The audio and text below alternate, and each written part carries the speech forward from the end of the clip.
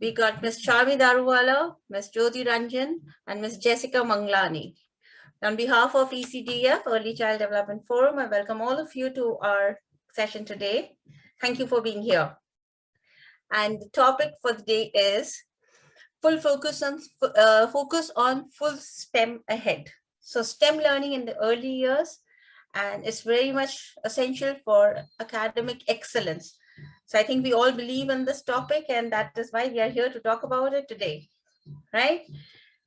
So a very good evening to all who are watching us live on Facebook, and a very good evening to all our speakers. And right now I would be just introducing you the speakers to you. So first we have Ms. Smriti Agarwal, who is a passionate early years educator. She strongly believes in student-led inquiry-based learning. Chami is a Montessori-trained educator with a diploma in special education. How lovely. She's a teacher with whom kids learn, enjoy, and grow up to be happy and responsible humans. What else do we need from an early childhood educator? Then we have Ms. Jyoti Ranjan, a historian, a professional archivist, a numismatist, a philatelist, and space educator, and an exhibitor. She is serving as Honorary Joint Director Research with Foundation for Peace and Sustainable Development, which is a Delhi-based think tank. She's the founder of STEAM Space Consultancy Services. Welcome, Ms. Jyoti.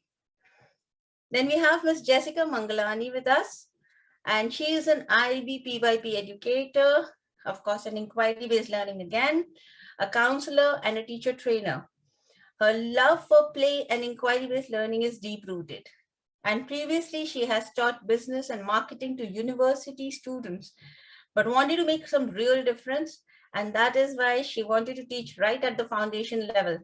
The impact that the primary education has on society is inequitable, and that is what she believes in.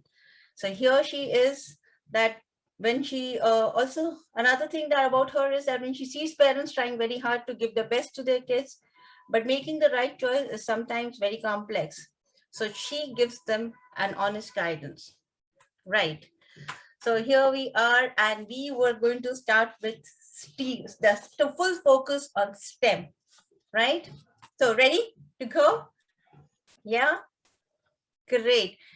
So this was a very old quote, and I quote it here, that from a child's point of view, we say, tell me and I'll forget. Show me and I may remember. Involve me and I will understand, right? So here we are, and that is something that we all have to understand as educators and parents. So here I have a common question for all of you. I'll just put it across. And that is that when we all know children are curious by nature, isn't it?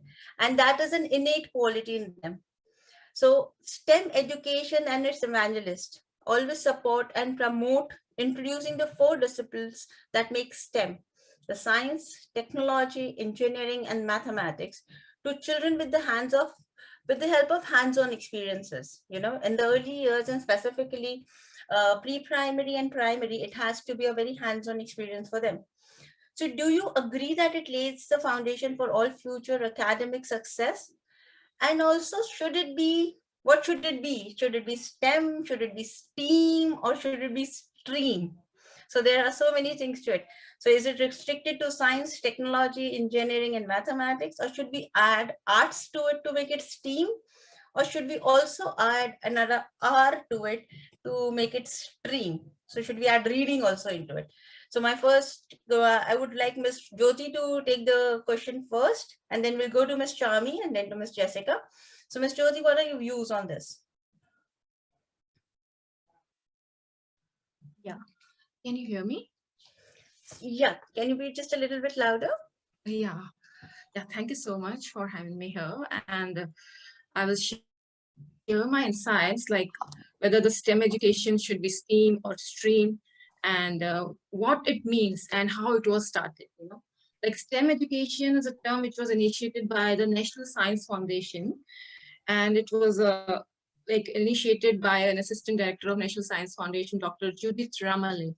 And it refers to an educational approach which combines not just science, technology, engineering, and maths, but also agricultural sciences, biology, physical sciences, psychology, economics, and other natural sciences, and social and behavioral sciences also. So broadly, it involves 4 disciplines like science. Science is a way of thinking which encourages investigation and answering questions. It also involves observing, doing experiments, making connections, coming to conclusions, asking questions, and wondering how the things work. Then comes the technology. Technology is a way of doing. It refers to using simple tools, identifying problems, trying to solve it, and being inventive to make it the things work. Then comes the engineering. Engineering refers to recognizing problem and testing solution. Then we have also added arts into it because arts encourages the creativity to the curiosity and allow children to illustrate the concepts that they are learning. Then maths is like it deals with numbers and maths is everywhere. And I want to add a famous quote by the Galileo Galilei. He says that mathematics is the language in which God has written the universe. So maths is sequencing, counting, patterning, exploring shapes and volumes. So STEM is a philosophy where educators help kids to learn by integrating knowledge across disciplines and encourage them to think in a connected and holistic manner. However, now we are not only like talking about STEAM. Now we have actually added one more R to it. Because according to our National Education Policy 2020, it has actually it is actually advocating foundational literacy and numeracy because and there is an urgent and it's an urgent and necessary prerequisite for learning. The ability to read and write and perform basic operation with numbers is a necessary foundation for all future schooling and lifelong learning. However, the several government organizations and non-governmental surveys indicate that we are in a learning crisis.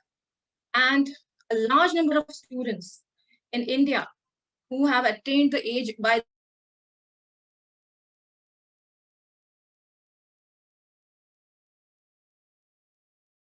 the age of 18 still they don't have foundational literacy and numeracy.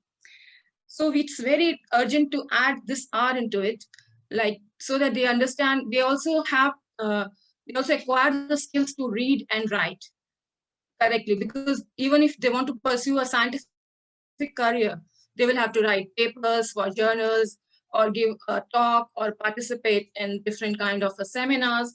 Then their communication skill, writing skill, reading skills should also be up to the mark. So the National Education Policy gives highest priority to the universal foundation. And in fact, it goes on to say that the policy would be irrelevant if the most basic learning requirement are not achieved. So STEM is like, why STEM in early childhood?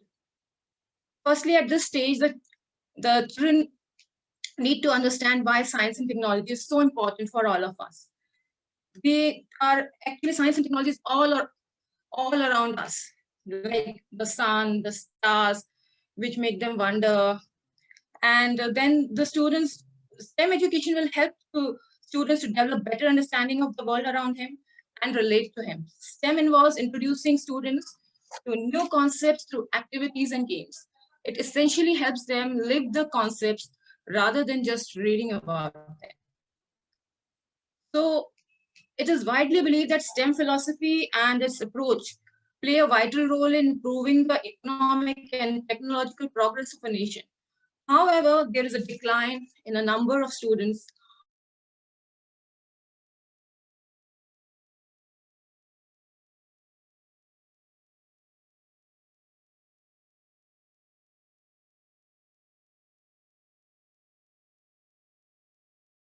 Thank you, Ms. Jyoti. I think we are facing some technical issues with your network. Yeah, I think she's going to reconnect with us. Until then, I would have Ms. Chami answer our question. So is STEM actually necessary for all academic success, and why STEM in early childhood years? And also, should it be STEM, STEAM, or STREAM? So good evening, first of all, good evening, everyone. And like you already informed, STEM itself is something that we can use hands-on. We can do some hands-on activities or experiments and learn better. So I would just want to add, like when it comes from STEM, it becomes STEAM and we introduce arts. It's not only drawing and coloring.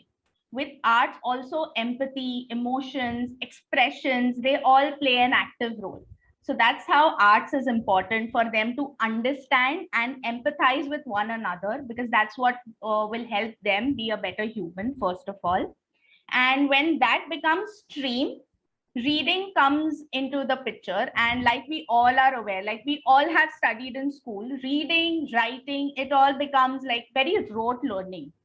Like we have to write a particular number of pages, we have to complete a particular homework, on and on. So it becomes very rote and it does not come naturally to them. It becomes like an added additional effort that they have to put in.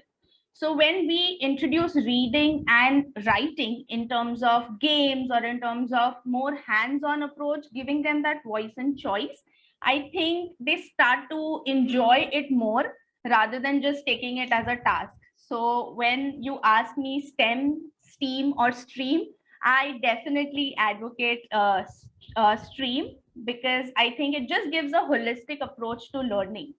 And instead of keeping two different techniques, like STEM would be hands-on and reading would go parallel with a different teaching way, it would just be an added task even for the teacher and for the student to get that change or a switch immediately. So stream is all the way is what I would suggest for kids to understand better and enjoy learning much more compared to more of teaching, the traditional teaching method. Right, that's so true. So over to you, Miss Jessica. What do you feel? Thank you. So STEM, something very close to my heart. I have been practicing STEM in my classes for quite so long now, and I love it. As you've already mentioned, children are curious little beings. We can nurture their natural instincts to question, build, and solve problems by offering them playful challenges. They want to explore every bit and bit around them. Being a mother myself, so many times I stop my child, no, don't touch that, leave that, and many more hindrances in her exploration. But it's time for parents and educators to understand that they are born inquirers who wish to explore their surroundings to the core and make new discoveries. Why? Why is such a common word for preschoolers? So many times we fail to acknowledge and understand the importance of this word why. Questions are very important and questions are very common. Channelizing them in the right direction can lead their way to future global citizens. STEM is a perfect way to provide them experiential learning. STEM, STEAM, or STREAM, either of it, it is an education that has received growing attention over the past decade. And not only child's journey starts into all 4 disciplines or 5 or 6, but it gets exposed to much more than that. It aims at holistic development of the child. By challenging students to think out of the box, to fix something, or to come out as a problem solver, be a risk taker, they serve the road to success in their near future. Now coming to the point of STEM, STEAM, or STREAM, STEM includes subjects like science, technology, engineering, mathematics. May seem very daunting for a person like me, but at least they're congruent. But what happens when you add in the A for art? You have STEAM, which gives STEM a whole new look and feel. Suddenly, a hands-on activity includes artistic ventures. This can allow students who don't feel scientifically or mathematically inclined to feel more comfortable in representing their knowledge. It's just to make them more comfortable so that they can explore that area of art as well. Now add art to it. It is for reading. Now you have STREAM, a multidisciplinary approach that starts to look like good cross-curricular teaching. But in my opinion, I believe as teacher, we no longer live in a single classroom bubble, and neither do our students. Just gather your resources, no matter which paths you take, STEAM, STEM, STREAM, aim at hands-on learning, aim at the experience of the child, aim at the learning of the child, aim at not only the subjects that are included, aim at much more than that, aim at holistic development. You know, there's a very popular quote by Maria Montessori: early childhood education is the key for the betterment of the society. So that is what it is.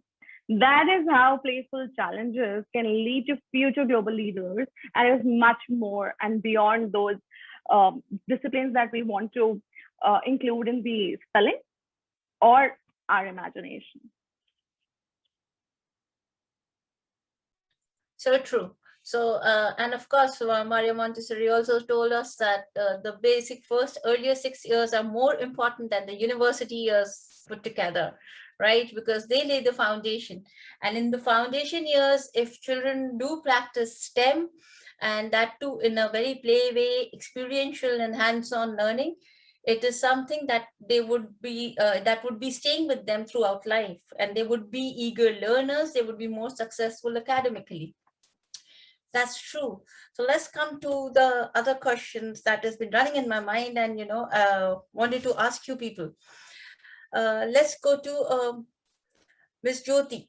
So Ms. Jyoti, my question for you is, since early childhood is the best time, like we all discussed right now, to actually introduce STEM, because it's the best time to develop new habits and build a foundation.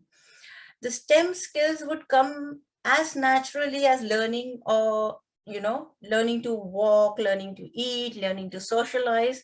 So if that is introduced in these years, like they're learning the many skills, they would imbibe these also in their lives right from the beginning, which in turn will ascertain their future success, like we were discussing. So what, according to you, are the biggest challenges of implementing a STEM curriculum in early years in a preschool, and how can we overcome those challenges? Ms. Jyoti Ranjan?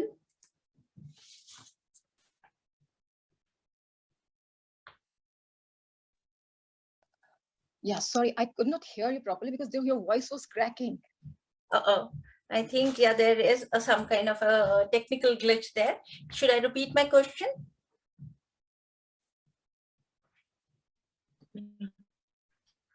Yeah, please. Okay, there's a lag. So by the time I say it and she hears it, there's a difference, right? No problems. This is the technical world that we are in. What I was asking you, Ms. Jyoti, is that since we are all agreeing upon STEM to be introduced in early years, and it would prove to be a foundation for future success, and it can come very naturally to the children because right now they're learning all the skills.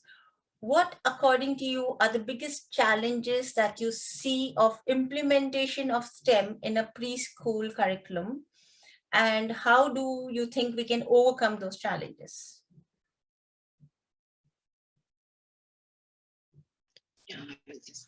Yeah, there are several challenges because STEM is a new concept for preschool. In fact, it's a new concept for even the primary, secondary, or any kind of school, because it's an integration, or it's an interdisciplinary approach. So there are several challenges, and the first challenge is like the students' boredom. The research suggests that most of the students actually lose interest in science between the 12 to 13 years of age, and it is simply because they don't have a good foundation in science and maths. They don't have a proper understanding of the subjects. And a good way to counteract this challenge is to inculcate the love for science early on in the student's life.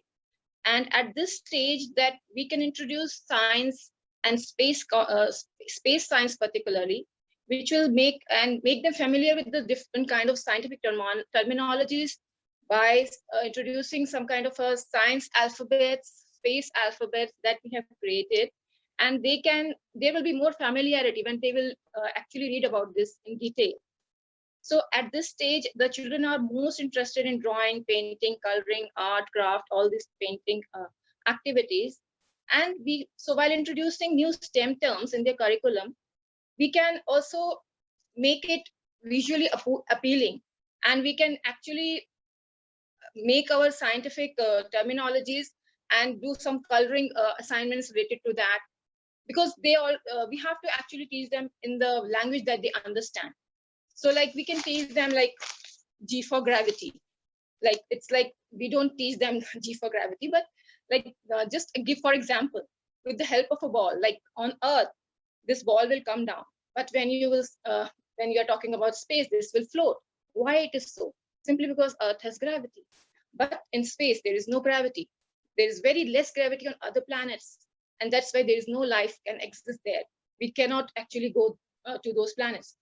So similarly, like there are so many questions the children have, and the teachers will have to have a scientific approach to answer those questions. So we have to make the science concepts interesting, like through the day-to-day example, and not just like a textbook reading. Okay, the children don't like textbooks, they want something outside of their textbooks. So the another thing that through which we can actually make it more interesting is through science or STEM storytelling. Our brains are hardwired for stories, and we all love to read stories. And the children teaching STEM through stories will actually arouse the child's curiosity at this stage, and telling them the stories of the world famous scientists, which are both motivational, inspirational for them. And these stories will break the stereotypes about the scientists. We can also ask how do the scientists really look like? We can also raise some role play of scientists, like we can have a fancy dress competition, like where they can don the hat of different kind of scientists, the female scientists and the male scientists, and all like one of the child becomes Einstein, the other becomes, and what did he do? There are 4 or 5 lines they can speak about it. We have to make it like that. This is what we are, this is what I suggest, to bring some changes. And then combination of storytelling and hands-on activities will play a great role in understanding the most difficult concepts. So through storytelling, the subject can become more meaningful, and science theories can be contextualized into something that students can relate to. So storytelling is also useful to illustrate the scientific concepts, since stories are easily incorporated into the memories of these children. So however, the biggest challenge is to incorporate science storytelling in curriculum is the teacher's preparedness for it, because they have to combine stories with science. So they will have to read some biographies of the scientists to create stories around them and their inventions. So these are the major challenges I believe. And then there are like teaching without textbooks. Like STEM involves teaching without textbooks, because it majorly actually believes in hands-on learning. So most children struggle to understand the importance of science because they cannot see the connection between what they learn in the classroom and the happenings of the real world. So our textbooks are very, very outdated. Like whatever we actually read, the same stories are there in the CBSE textbooks. This is what I see in my son's class in the textbooks. So they do not find it useful in their daily life. They also have a perception of science subjects are either very difficult or very boring. And here the teachers can take some initiative to teach science without textbooks, like by arranging a visit to a science museum, encouraging the STEM hobbies, which will develop their interest into science and technology, teaching science and maths with manipulatives like coins, beads, blocks, rocks, etc. And that will like teaching counting, patterning with coins. There could be so many activities, with this kind of manipulators. We just don't need to teach them only with the paper and pencil. So another like role play I've talked about, they can do role play also. Another big challenge is that we don't have scientists as role models in India. Like the term celebrity is not associated with scientists. We have to make them celebrities. And you have to call them as a guest speaker in your school and introduce them to your students. They will tell their stories. Like you can call any local scientific organization, and even a doctor or an engineer who's working on a metro project, they can actually exchange their whole experience about their jobs, and the students will definitely find it interesting, because they always love to ask questions, and these kind of people will be love to answer their questions. So like in India, we have very few science celebrities or scientific models, whereas in American, students have science celebrities like Elon Musk or Neil deGrasse, and there are several scientific which has gained significant public attention to the media. But in India, we don't have that kind of a tradition, So the scientists also need their due respect, and the schools can play a great role in it. So there are like another biggest barrier in STEM learning is cultural belief and societal stereotypes, like the science and maths are only for smartest kids, or they can be like maths, they can only do maths and science at the higher levels. There's a deep-rooted belief and misunderstanding that intelligence is fixed, whereas truth is that intelligence is learned.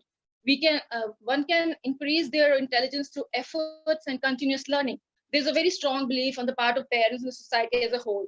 If I was not good at maths, my child don't have genes for maths, and they won't accept the fact, okay, you were not good at maths, your child could be good at maths and science. And similarly, like there are another gender stereotypes. Okay, this science and maths are not for girls, what they will do. And there are no girl students in engineering colleges. And this actually happens, And we have to make a lot of effort, at this stage, to break these stereotypes, to teach those young girls, like STEM is for everyone, all the children. There is no such male or female bias. It should be there. So they are like these kind of biases and challenges are there. And it's all about in our tradition or in the mindset of the people. Whereas I would like to give you an example that this is not true. Because I will tell you, like our ex-chairman of ISRO, Dr. K. Sivan, he is the first graduate from his family. And he was the chairman of ISRO, and he studied in a Tamil medium school, and there was nobody who was literate in his family. And he went on to become a chairman of ISRO. So those people who think that, okay, I don't have genes, my child don't have genes, can take this example.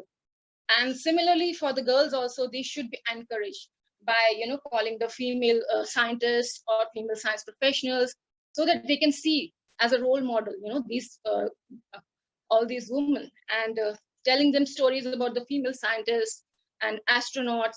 That will arouse a curiosity and encourage the girls to pursue a STEM career later.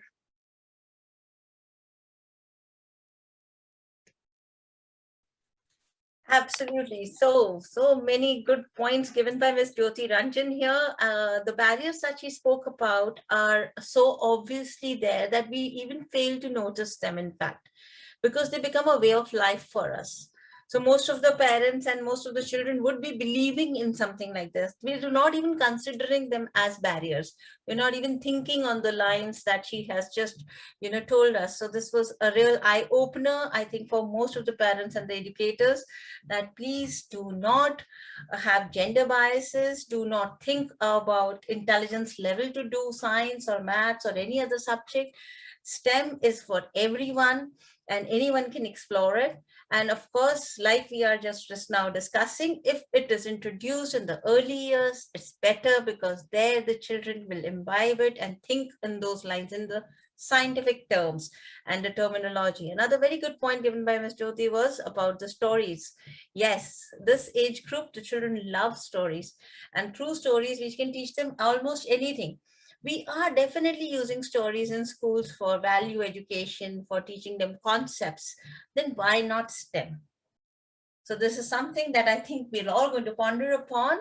And that brings me to the next question, that, stories are there, yes, STEM education, and there's something that's called, which is very, very important these days, are the 21st century skills. And when you talk about the 21st century skills, we come to the 4 C's that are required. And those are creativity, communication, critical thinking, and collaboration. And we all know those. Now, I would like to ask Ms. Charmi, how do you think STEM can successfully be incorporated and implemented in early childhood education, the entire space, and also it can help in inculcating all these 21st century skills? So before I answer your question on how they will help in those 4 C's, Yeah. I would just want to mention this, like ingenuity, when I talk about it, it is an inherent aspect of every child. So it lays a strong foundation of stream in each and every child. So you may be wondering, like, what makes me say that? So let me ask you this. So what happens when we keep a few random things in front of a child? So the obvious thing that comes to the child is to start using all the different permutation combinations with those things. So permutation combination, when I say math plays a role there, and what the child will do, it will just try to see if it's making sense or if it's working or if it's moving. So here comes science and engineering. Now, while doing all of this, the child is trying and babbling few words, trying to either describe it or talk to it and work around it. So here the language plays a role, and the words that the child will be using would either be something that he may have heard or he would have read or something. So language also is there. In the end, if you notice, the child himself has made a game, a fun, creative game out of those random things. So if you see, technology and art is also playing their part. So by introducing stream or STEM, we just have to name it. I think it is more of just overall hands-on approach, and it's just a different name to it. We are just categorizing it and giving each of them a name. And we are teaching the child that, okay, this is something that falls under science, or this is something that falls under math. But in a way, it is something that is already there within the child and he's ready to explore it. So that is how like implementation, talking about implementation, the first thing is science. When science comes to your mind, like most of us, we have already spoken about this, that use frequent questions like what, how, why, to encourage that curiosity, to build on that curiosity. And when you build on it, we can make like a question bank with them, where the child is either noting down or you as a teacher noting down those questions. And based on those questions, we give them some follow-up hands-on experiments for them to do it and find those answers. This way, we are helping build the curiosity, find work on the critical thinking, find those answers themselves, and build on the confidence that, yes, I found the answers. I had those questions and I can do it. So that works on the confidence part also. Now, after doing this, science also involves something as basic as steps and procedures. So we can just make them understand anything, any activity that we do right from waking up to the time we sleep. Each and everything has a step. Waking up, the first thing we do is we open our eyes. So we can make them understand that each and every activity has a step, has a sequence that we follow to make it all work. So that's how science and steps and procedures will come into their system, and they will start making those connections that, yes, this is something that I'm doing. Like, it is not something that I have to mug up or I have to, think and imagine in like hypothetical situation. Talking about technology, what we can do is, most of the time we hear parents saying, "Arey, ye to pura din bas game khelti hai," ya pura din he's just on the device. But they don't understand that games do help in that critical thinking, in strategizing. Like, it will be just a game, but even those 15 minutes, the child is using the entire power to either complete a level and move ahead, or to, get over with a game and find something else. So that is how technology comes into the play. And next comes coding. Now, there are many parents where, I bring up the topic of coding and they're like, oh, no. Like, for early years, coding is a lot. But if you notice, like, there are some basic games for coding. And what is coding? To get a particular task done, you have to add some steps. So if you just go on a particular website or find some games related to coding. For early years, it is as basic as move a box from one corner to other. And the child just has to use go left, take a right, go another left, go another right. So this way he's learning directions. He's learning those ways to get out and solve that particular problem and get this cube or a box from one point to the other. So technology plays a role there also. Having said that, when we talk about technology with students, with kids, it is important to show them how it has changed our lives in terms of communication, in terms of travel, how things have changed, like how things were for us when we were of their age. That's how they will be able to make the connection and value the technology. Because right now at this age, it is important, we can give them the world. But if they are not valuing those things, it all comes crushing down. True. So this way we can let them value everything that they have around. Next comes engineering. Engineering, I feel, goes somewhere hand in hand with science. So again, we should use those question words, what, why, how, and hands-on activities and things available around would help them understand movement, force, how things work. Now, when I talk about things around us, it can be zip, it can be buttons, switches, or something as simple as wheels of their toys. Let them explore, let them open up a toy and just understand, okay, this is how the wheel is moving, or this is how my car is moving. This is how I apply the force and it's working. So this is, I think, this is the best way to understand engineering. Let them rip apart a toy and just understand what is inside to make it move. And last comes math. So when I say math, personally, when I was a child, math for me was like, oh God, again, I have to sit for the lecture. But now I can see kids are interested. Why? Because we are incorporating games. You'd be wondering what games, like math is such a dry subject, but something very simple as scavenger hunt, treasure hunt, I Spy. Like I know so many kids, they love the game I Spy. Just with these games, we can cover the concept of colors, shapes, numbers, and I think these are the key subjects, key concepts that we teach for math. Again, if we use the things available around us, we can also cover like topics like one-to-one correspondence, sequencing, patterning. So all of these concepts are the basis of early childhood math. This is what we are teaching them. So we can make it into a game and we can teach. Now, coming to the last thing, like how this is all connected to the 4 C's. Now, this is something, whatever strategies I've told you, all of these strategies we are using in school. So let me share an example of, how it just happened before we shut down for the summer break. So because this year was about virtual learning and learning from home, we had one of our sessions on Zoom, and we were exploring Zoom features, Zoom filters with them.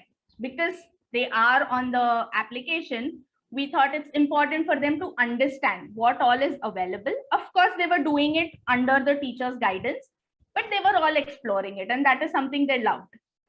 So that's when one of the students, she told that we all should use the same virtual background. And it happened so that I did not have it in the system. So I just told them, you know what, I'm really very sorry, but I don't have this background with me in the system. And to my surprise, the child, she unmutes and she's like, you know what you can do, miss? You can just put me on spotlight. I will move away. You can take a screenshot of my virtual background and you can save it in your computer and you can add it as your background. And the way she said it with so detailed steps, in the end, she's saying, see, problem solved. And I'm just thinking, oh my God, it was something so basic, but she could do it effortlessly. And here I am, just clueless how to do it. I'm ready to give up. But that child just, to understand, like if you see, That child, what did she do? She just used her creative thinking outside the box, and she solved the problem. So critical thinking plays a role. Communication comes in when she broke down all the tiny steps and she told me, do this, then do that. Now, see, it's all ready. Just to ensure that we are collaborating together as a team and we are doing something together. So I feel this was one of the many examples that I've seen time and again that just helped me, and it just fostered my confidence in stream. And I was like, yes, we are on the right track. The child knows what to do.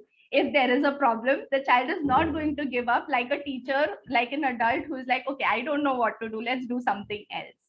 So I think that's the best way how the 4 C's are coming together for stream. Fabulous. Yes, of course. That's a fabulous example that you gave us. And it does prove that all the 4 C's came together. And like you said, for the coding, it's some steps that need to be broken down to reach from a certain point to a certain point. And this is what your student just told you, that, she gives you all the steps, you first have her in the spotlight, then she will move, then you take a screenshot, then you save it, and then use it as a background. So that's those too many steps there. Okay, so Ms. Chami, how old was the student who gave you all these steps? She was 5.5. Can you believe that? 5.5. My gosh. So we are on the right track when we say that STEM is necessary in early years. It's early years that you're talking about, people. So here we bring in also what Ms. Jyoti Ranjan said before, that, there is a certain age and there's certain intelligence required for this kind of education. It can only be done in middle and higher school. If we talk about STEM in early years, people have big eyes and they say, kya padhaoge STEM mein here? What will you do with a preschool child? I think even the parents would be having these questions, that what would you teach my 4-year-old about STEM or about coding, as we just discussed. But what is missing is, if in case we do not have the right attitude to bring it into the early years, because it can only be brought in through games and through a multiple other hands-on experimentation. Question banks was a good idea by Ms. Chami, that if we also start collecting children's questions, I think we can have a research from that. So they will have so many questions. And when we tell them that, okay, you go and find out the answers, that's another very good thing, instead of giving the answers, because I also, as an educator, never believed in giving answers to my children. I think they should find their answers for themselves. Great. Thank you so much, Ms. Charmin. So we now move on to Ms. Jessica.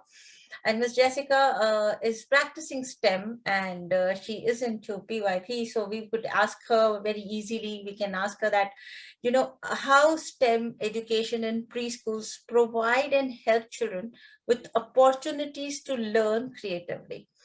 Making use of all these 21st century skills, apart from the 4 C's that Ms. Charmi just discussed about. We have the early literacies that we need to talk about, and not only the early literacies, now it is information literacy, there's media literacy, and there is so much more to education now. How do you think STEM education can help us with these opportunities? Yeah. Yes, absolutely. There is a lot more. Thank you, Ms. Charmi, for telling us about your 5.5-year-old child. I have also dealt with 5.5-year-old children, and I truly believe that this pandemic has given them that opportunity to learn and to have that hands-on experience with technology much more than us. Like you said, even I keep on asking my children, oh, okay, how I need to do this? Can you please tell me? I'm not able to control. So yes, it's amazing to see how children are able to answer the questions much more confidently.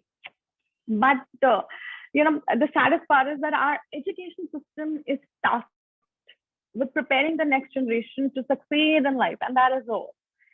Our education system is only focusing on that paper that we get after completing a course.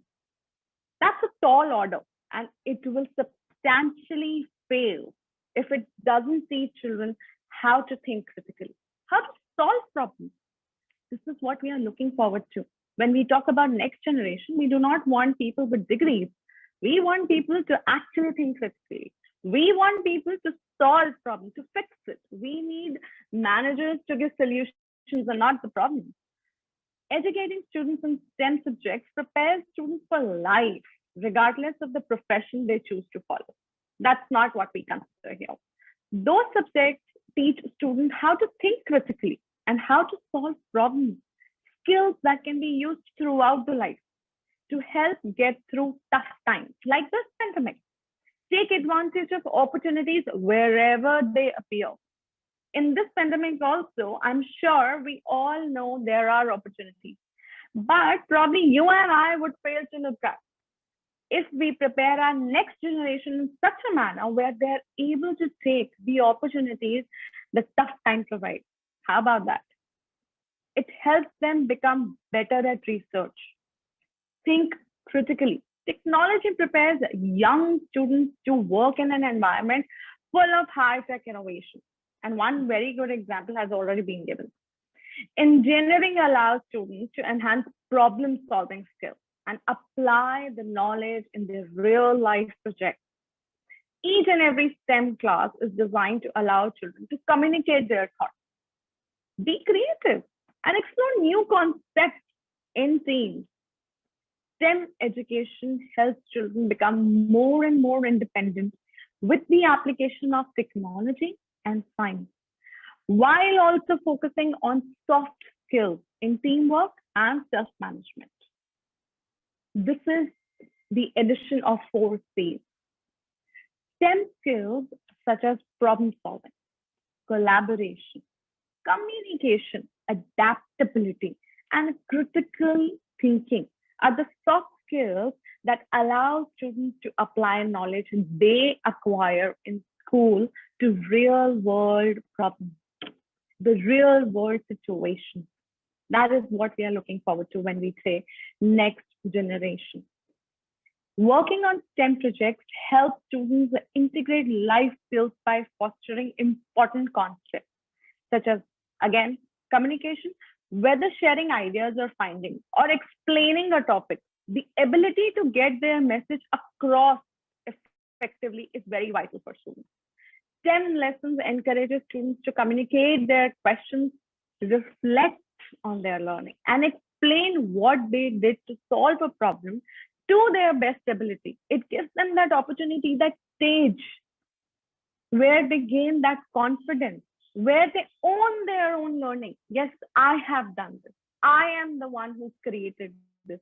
Why I created, how I created, process, content, product, or process. Collaboration and STEM lessons, students work with their classmates. They are working towards a common goal. They want to achieve something together. Collaborative hands-on activities allow each student to contribute, to shine, to work as a good team member. Students practice working in team, listening to one another, empathy, respecting, being principled, accepting others' point of view.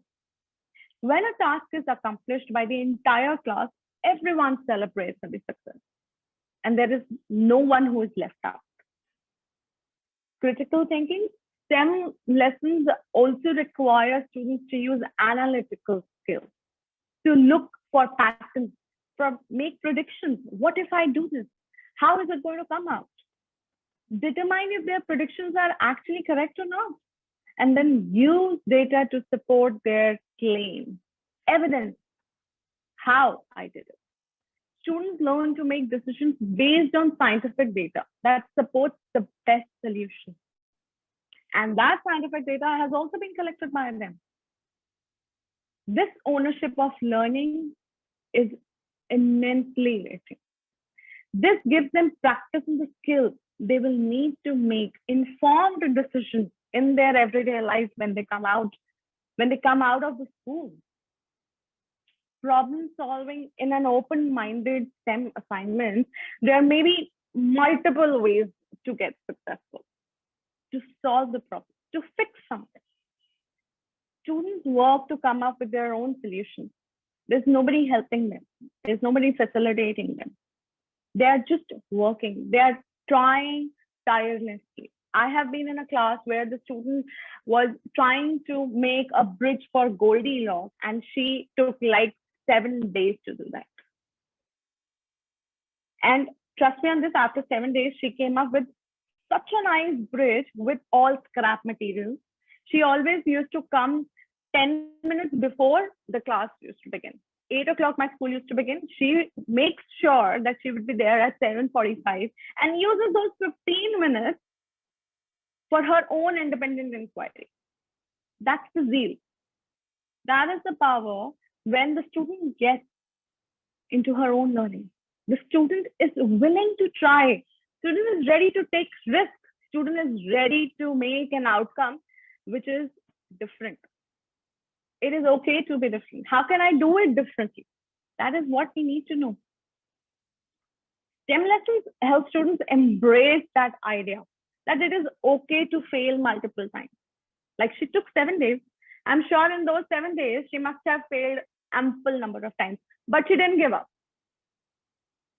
That zeal, that enthusiasm, the multiple times failure, just because they want to succeed that one time. It's a game where students can restart and try again as many times as they want. That is the 21st century skill that we are talking about.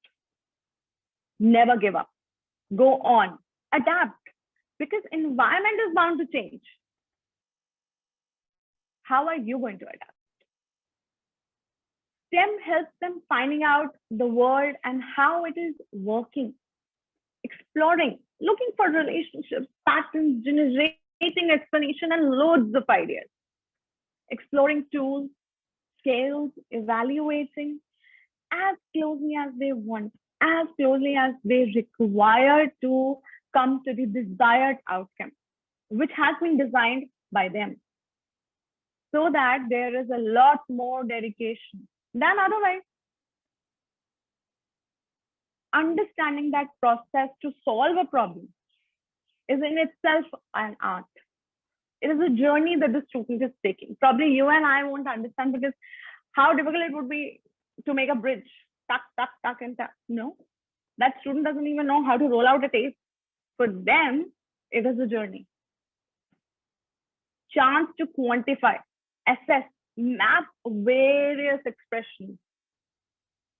So I believe that STEM education truly ignites and gives the opportunity to students to prepare to be a successful in 21st century workforce and in life. It gives them opportunities to use assorted materials and tools where people explore ideas together, create and invent. Creativity is equally important as a means of adaptation. STEM empowers students to see concepts in a very different way, in a different light, which leads to the innovation. Innovation is the key to adaptability and overall success. Transform young minds into the innovators. Thank you. Okay, thank you so much, Ms. Jessica. That was a very passionate talk, and the love for STEM came right through. And you gave us such beautiful pointers, and the value and the importance of STEM came through in your talk very, quite efficiently, because we came to know about resilience, about the student who would not give up. Maybe they are failing, maybe they are retrying and they're trying to get it right. But where are we giving them that space? As educators, as parents, we need to question ourselves that are we hurrying them up somewhere? Do we give them that space, that time for exploration? Are we giving them that kind of opportunity where they can explore their own passions, their zeal, like the student who was making the bridge for the Goldilocks, and now see how many things can be put across to it. Why does Goldilocks need it? Why did she need a bridge? What kind of bridge is she making? And how did this thing come to her mind? There's so many questions to it that can actually be related to STEM and also to the 21st century skills, because that would involve creativity. It would it would involve inquisitiveness, taking initiative, being productive, being responsible for your own creation. Like she said, it's their own learning, and the kind of confidence that they keep exercising their choices. Then they, Ms. Jessica said, and we all in fact said it somewhere or the other, is that STEM is empowering. It is something that's igniting that passion in children. And the end result is that there is a lot of transformation in thinking skills, because they become more analytical. They can predict what is going to happen. The cause and effect factor comes here to play, that they know, okay, if I do this, what's going to happen next? All these queries and all these things, instead of now giving the answers to them on a platter, is something that we have to devise and we have to define in our education system, that the children should be looking for these answers themselves. And they can happily and easily do it if we include STEM in the right manner in the early years. So thank you so much to all the three of you for giving us so many pointers, and there's so many takeaways that we're taking. I would give 1 minute each to each one of you to just close the session and tell us your views of how did you feel talking about it, and overall, if you have any message for the educators and the parents, please go for it. But remember, 1 minute each. All right. So Ms. Chami. Yeah, so just to conclude, like you said, like it is on us as educators, as parents, to give them that environment where they can just flourish.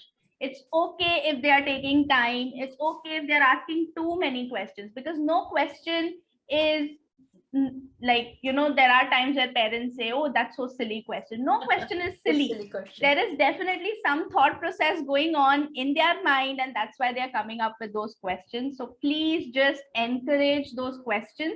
In fact, counter question them. Counter question, and that's how it will keep the engine running. And that's what we want. Let them find questions, let them find answers themselves, and sky's the limit for them, for sure. Absolutely, counter question them. That reminds me of an incident where a little 4-year-old went to her mother who was expecting the second baby, and then she said, "Where did I come from?" Now, these days, parents have a feeling that they must answer everything very correctly and very scientifically, because no more fables, no more the stork left you, and no more like, you came from the moon or the Santa Claus or something like that. So no more of these. Now this mother was in a fix of what did she tell her, because as adults, we don't go down to the children's level and think about it. So when the girl asked the mother, where did I come from? So the mother is in a fix. So is to get out of the situation, she counter questioned her, and she said, "Where do you think you came from?" And and the beauty of the part is that children being so innocent, and and when you go inside their world, you understand. She said, "Oh, you don't even know this. All children come from hospitals." So that's so it was like, that's not wrong. And they do not need to know the entire fact. So in fact, in our brain, we'll be going like, where did I come from? What do I tell her?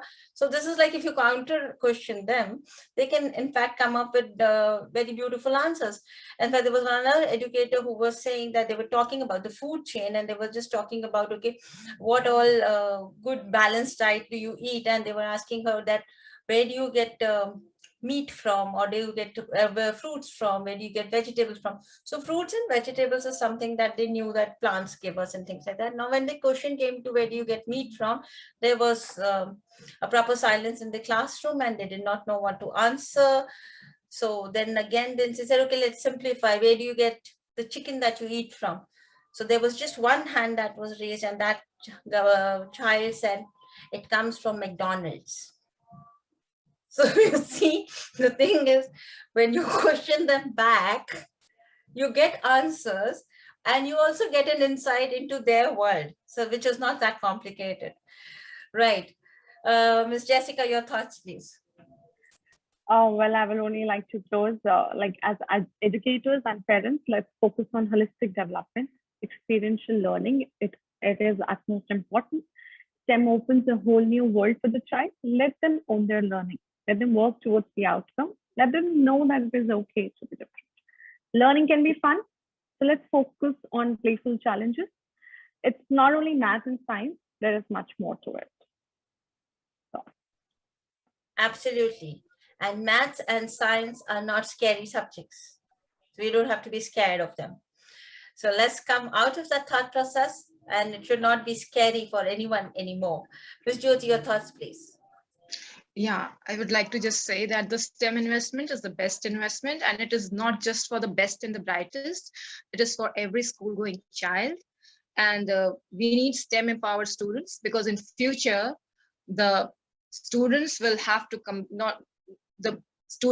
compete with not just human intelligence. The human intelligence will have to compete with the smarter machine intelligence. And I'm talking about AI. And for that, STEM will provide a foundation. And that is why there is an urgency to introduce STEM in the schools at every level, right from the preschools. Thank you so much. Absolutely. So when we are dealing with unprecedented times, we never knew that we're going to be hit by COVID-19. We never knew that the world would be under lockdown. We never knew that preschool can be online because it was always physical. It was always hands-on. You had to be in the class. So we could have never, ever imagined that we would be coming into this world like this. This will be the new normal. So that's why STEM is very important, because tomorrow, what holds for us, what's in store for us, we never know. And these children, the millennials, the children, the alpha generation now, which is going to grow up, we don't know what the world has in store for them. And the times, they have to be adaptable. They have to think out of the box. They have to be resilient. They have to collaborate. The world is a very small place now. So because we are all online. So of course, the world is such a small place that they will learn to communicate, to collaborate, and to think out of the box. And for that, STEM, I think, is the need of the hour. Let's incorporate STEM, and let's give them the opportunities to think for themselves and answer their own questions, right?